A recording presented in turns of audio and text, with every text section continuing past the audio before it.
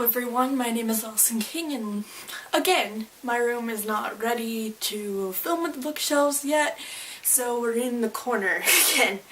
I'm sure you've seen a lot of the bigger booktubers doing this, and I didn't really want to do it just because they were doing it. I really just kind of wanted to put my take out there of cry-worthy books. And let's start this off by being completely honest, which is the fact that I cry so easily. Like, I can think something is so cute and I will cry because of it. And not even in real life, in books. And I'll just be like, oh my god, they deserve so much better. So some of these books, like, I don't really have a reason for crying besides, or even like, I kind of omitted some of these books, but like the last book in a series where you're like, I'm so attached to these characters, and when I shut the book they're gonna be gone.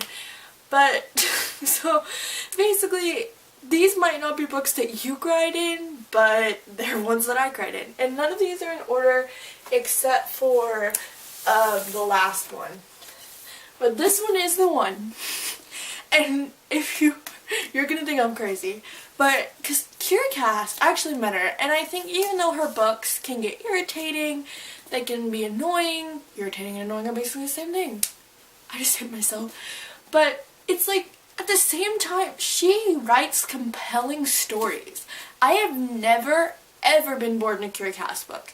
And even in stories that I think are great, and I love, and I think are even better than this one, I've been bored in. I've felt it be slow, so I really like this book. But, okay, if you haven't read the one, don't watch until I put my hand down. So basically, Kira Cass, the woman that she is, decides not to kill anybody off, really. Well, like, big. I mean, we get some unnamed rebels. Until this singing book. And I'm already a puddle of feels because I'm like, oh my god, it's the last selection book. I already met Kira Cass. I actually met her, I think, the day that this came out and she signed it. And I was so ready. I was so excited. I wanted to know what happens. And then it's like, America's dad is dead. And so, like, she actually won me over to Celeste, and Celeste is dead, and Amberly. And it's like, why? Why did you have to make a goodbye so much harder? And then she released that she's writing 2 more, which made everything better. Okay. This one was Mega Cry City. City of Glass by Cassandra Clare. I can remember, I'm not going to spoil people because you need to read the series, there's one specific scene in here. And if I can remember correctly, it's actually 2. And there was this one character that I didn't even think I really cared about. And then this character, I'm not even going to use a pronoun, gets killed. And it's not the one that you guys are probably thinking of, but I cried really hard in that scene, but that's a different story. And I just was so mad. Like, everything else that Valentine had done through the other books did not matter anymore because that was the worst. And I was like, he didn't even get to redeem himself. This is so wrong. And then we had that other character, who I will never forget because I decided to read this before going to class. And I was sitting on the couch and I just remember bawling. And I'm just crying. And I'm crying and crying and crying. And I have that ugly cry, like that makeup running off, walrus sounds cry. And my family came down, and my little brother goes, oh, Allie, are you okay? What's wrong? And I'm like, I'll admit the character's name, has died, it's not okay. And I read them the description. Oh lord, all the embarrassing moments. And then going into school with your eyes like, ugh. I don't even have to explain this. I mean, I don't think I full-blown cried until 2 characters died, and if you've been on my channel for even like a millisecond, you know what male character I'm still angry about, because they deserved better. They deserved better. But then, I think I really lost it when, okay, I'm gonna hold my hand up. When Prim died, I really lost it because it was like Katniss trying to comfort Buttercup and all this, and it was so like, she's dead, you stupid cat. That ruined me. Like, it literally ruined me. And it wasn't the ugly cry that was in City of Glass, but I was done. I was gone, and I was upset, and I could not be comforted. And I'm still angry at this book. I don't even want to hold it, I don't want to look at it. It's old and irritating. This book by my man John Green The book is so much worse than the movie.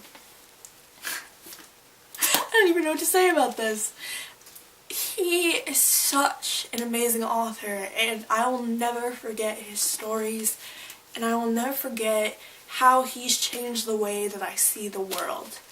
He is, to me, I know this might be like, oh my god, Allie, you're so pretentious and everything, but I love F. Scott Fitzgerald. He's my favorite writer of all time, and it's like, he's the F. Scott Fitzgerald of our time. I have never read something by John Green that I haven't absolutely loved, and I cry just sometimes at the sheer truth that he has in his writing.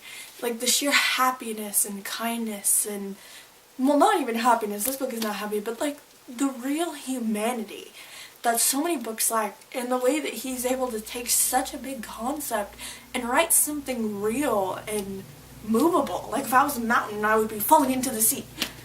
Wow. I just hate myself for saying that. Oh, by the way, if you want to get this shirt, this is from Natasha's line, and it's on Redbubble. This book, I don't even fully remember why I cried in this, but I remember this story, but I don't remember the exact scene that I cried in. But basically, Colleen Hoover is a woman of the waterworks, and this is my favorite Colleen Hoover book that I've read so far. I don't think I've read Confess yet, but it's amazing. And I would say that you probably have some trigger warnings on this, but I don't want to say exact triggers because I don't know how to phrase them correctly, and I don't want to get people into trouble while reading, you know. But it's amazing, and it will haunt you for a long time. Speaking of haunt, why did I put We Were Liars on this list? I read that invitation. So this is my non-special edition of my favorite book of all time. Because I'm moving all my stuff around, I let my dad take care of my new edition of it. But this is a book that's very near and dear to my heart, and yes, I'm petting it, don't judge me.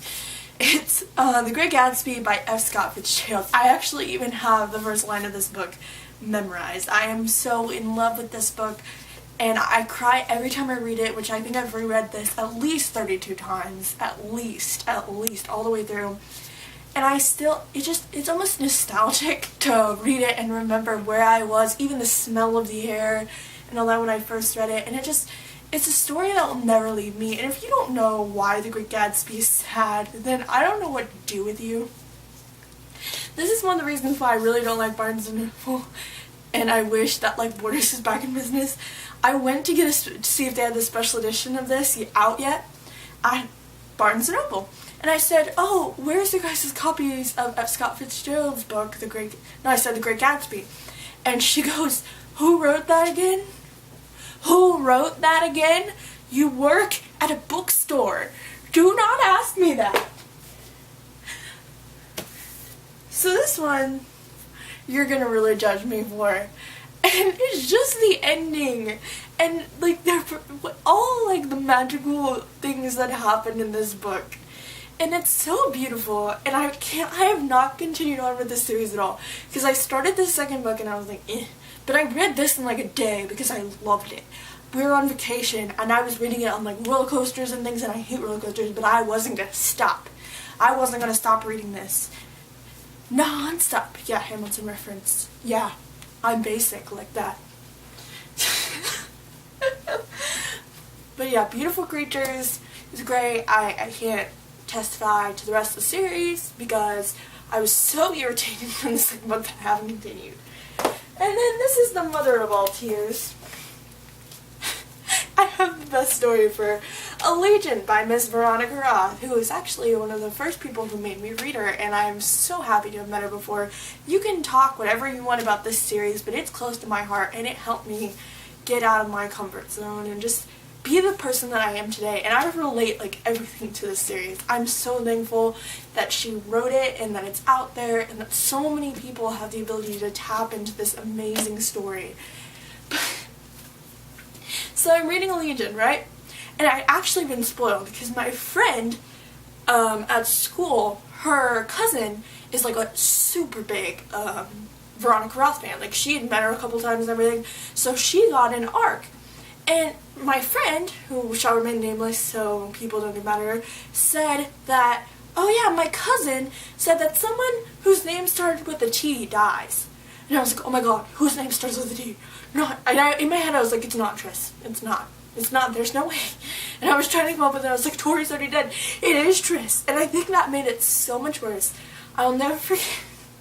I read it the day it came out, and I had read it all the way. I think I even don't even know what went on in school that day because it was during school. I read it. I got home, and I'm literally like, my hair looks like something out of a horror movie. It's tilted and like askew, and it's like got poof like I'm Mrs. Frankenstein. And my eyes looked like what are those called? They're not mice. Those things that bury in the ground. It's on G-Force. Again, don't judge me for seeing that movie. I have a little brother. And it's a mole. I think that's what it is. A mole seeing light for the first time. And I was just sobbing. Like, I had a halo of tissues around my entire body. Like, I have never, ever sobbed this much. And I hadn't even made it to the epilogue yet. And I just remember my grandpa goes, oh honey, are you okay? And I was like, no, I am not okay. And I just like screamed it out, and I like threw all the Kleenexes. And I have never thrown a book before this, but that's kind of why this has this little thing on the edge. I threw this across the room. It took me like 4 more months to be able to read the epilogue because I was so upset and so mad. But again, even though this is not my favorite book in that series, it's still near and dear to my heart.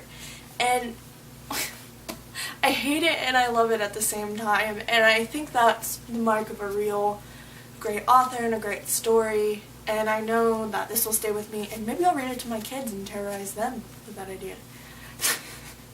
Okay, I'll see you guys later. I hope you enjoyed my cry-worthy books. I hope you cried too, so I don't feel like a complete weirdo. And I will see you later. Goodbye!